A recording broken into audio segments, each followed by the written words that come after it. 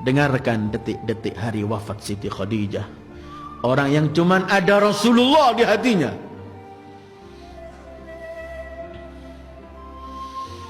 Hari itu beliau sakit, berbaring di tempat tidur yang paling sederhana, di kamar paling sederhana. Tapi kamar itu dan rumah itu adalah tempat naik turunnya para malaikat. Khadijah sudah enggak memiliki lagi kekayaannya semua itu. Dia sudah hanya tinggal di tempat yang amat sederhana.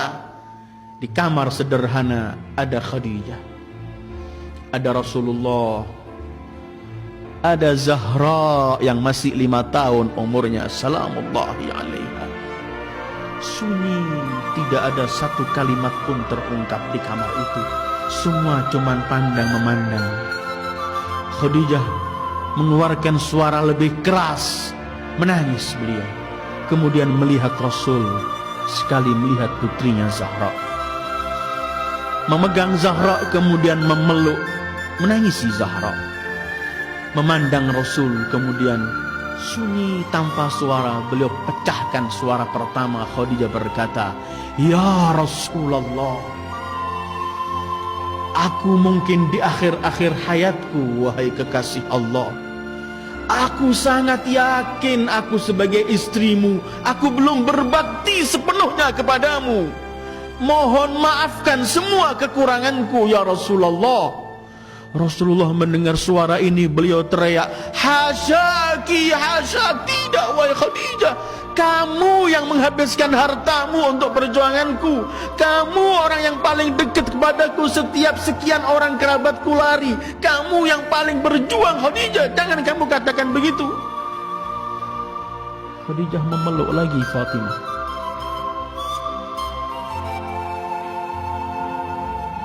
"Fatimah, ajalku telah tiba. Yang paling kutakuti wahai Fatimah adalah siksaan liang kubur. Fatimah, sampaikan pada ayahmu, aku ingin minta sesuatu tapi aku malu, takut aku kurang ajar pada ayahmu. Bisakah aku ungkapkan langsung kepadamu supaya ayahmu enggak mendengar?" Fatimah menangis memeluk ibunya, kemudian pergi ke ayahnya. "Ayahku, ibuku ingin mengungkapkan sesuatu tapi tidak mampu di hadapanmu." Kata Rasulullah, "Biar ia sampaikan kepadamu, aku tunggu di luar pintu." Sayyidul Wujud keluar depan pintu sallallahu alaihi wasallam. Fatimah dipeluk erat oleh Khadijah. "Putriku Fatimah, aku takut. Inilah akhir hidupku di dunia yang fana. Aku sangat takut dengan liang kubur. Hei putriku, aku ingin minta serban ayahmu yang biasa dipakai untuk menerima wahyu agar menjadi kafanku. Tapi aku tidak berani, mohon, aku takut kurang ajar depan Rasulullah."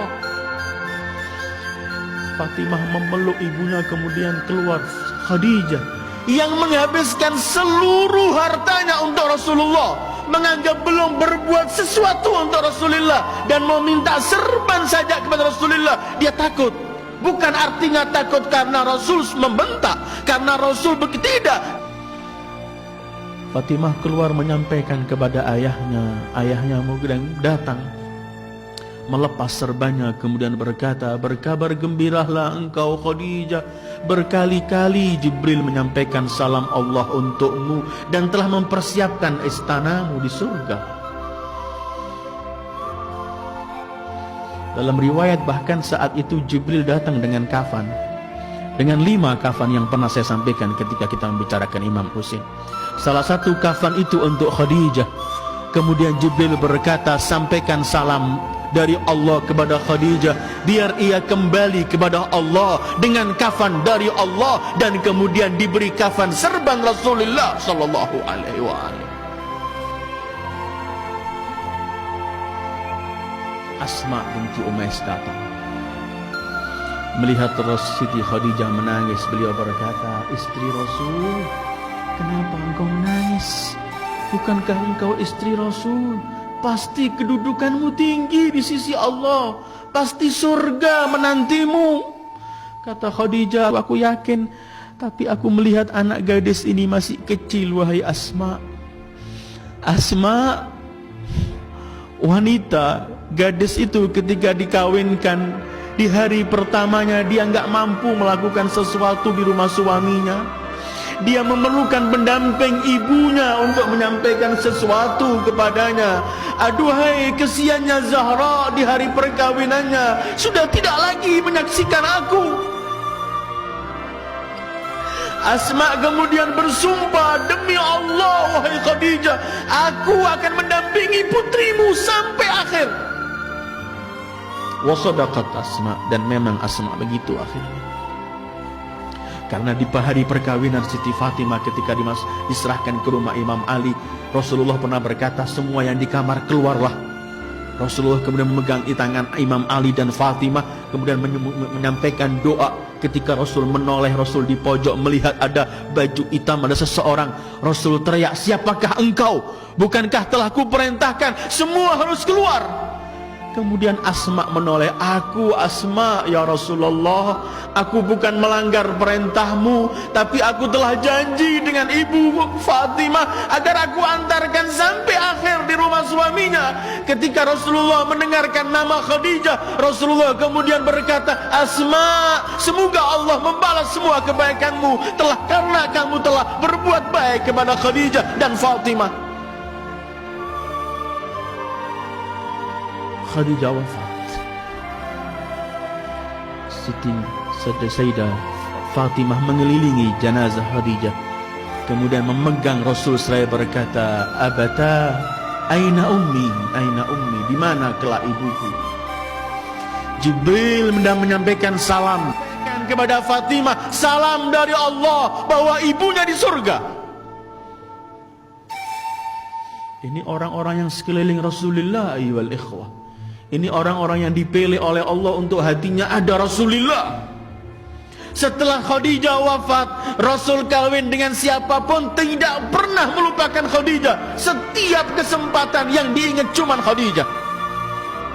Dalam Bukhari pernah meriwayatkan, Aisyah pernah berkata, aku tidak pernah cemburu dengan istri Rasul seperti cemburuku dengan Khadijah. Padahal aku tidak pernah melihatnya, karena ia telah wafat jauh sebelum Rasul mengawini aku. Tapi karena apa? Karena seringnya aku mendengar Rasul memuji Khadijah.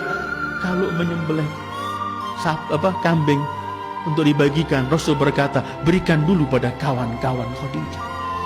Kadang-kadang datang seorang wanita tua, Rasulullah mengamparkan serbanya, disuruh duduk, ditanyai keadaannya, sampai Aisyah berkata, siapa? Ajuz, seorang wanita tua yang kamu hormati. Kata Rasulullah, Aisyah, ia adalah sadiqatu Khadijah, fa inna husnal ahdi minal iman. Ini kawannya Khadijah. Tidak pernah Rasul melupakan Siti Khadijah. Wafat Khadijah, Rasul masuk ke Lahad, dikubur di Ma'la di Hajun sana, dikubur dengan Abu Talib, dengan Abdul Muttalib, dengan Abdu Manaf bareng di Ma'la. Dan ada kubahnya, semua orang berziarah ke tempat itu. Tetapi tahun 1924 Masehi atau 1343 Hijriah, kubah Siti Khadijah dengan Abu Talib dihancurkan rata oleh tanah oleh Wahabiyin saat itu. Seperti tempat-tempat yang lain. Inilah Khadijah dan perjalanannya dengan Rasulullah sallallahu alaihi wasallam. Ketika beliau mencintai Rasulullah, beliau yakin beliau tidak pernah melakukan sesuatu kepada Rasulullah, karena selalu beliau menganggap kurang dan tidak pernah melakukan sesuatu. Karena Rasulullah agung, mulia baginya, karena itu kemudian beliau melihat dirinya sedikit dan tidak pernah melakukan sesuatu. Ayyuhal ikhwah, inilah sekelumit mengenai Siti Khadijatul Kubra At-Tahirah. Mudah-mudahan kelak kita mampu menatap dan melihat wajah beliau ketika beliau bersama Rasulullah sallallahu alaihi wasallam. Beliau adalah Ibu Zahra. Beliau adalah Ibu Fatimah.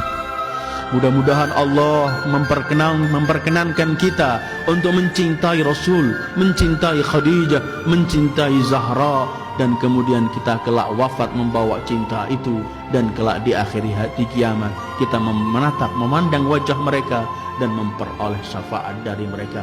Wassallallahu ala khairi khalqihi Muhammad wa alihi ajma'in. Wassalamu alaikum warahmatullahi wabarakatuh.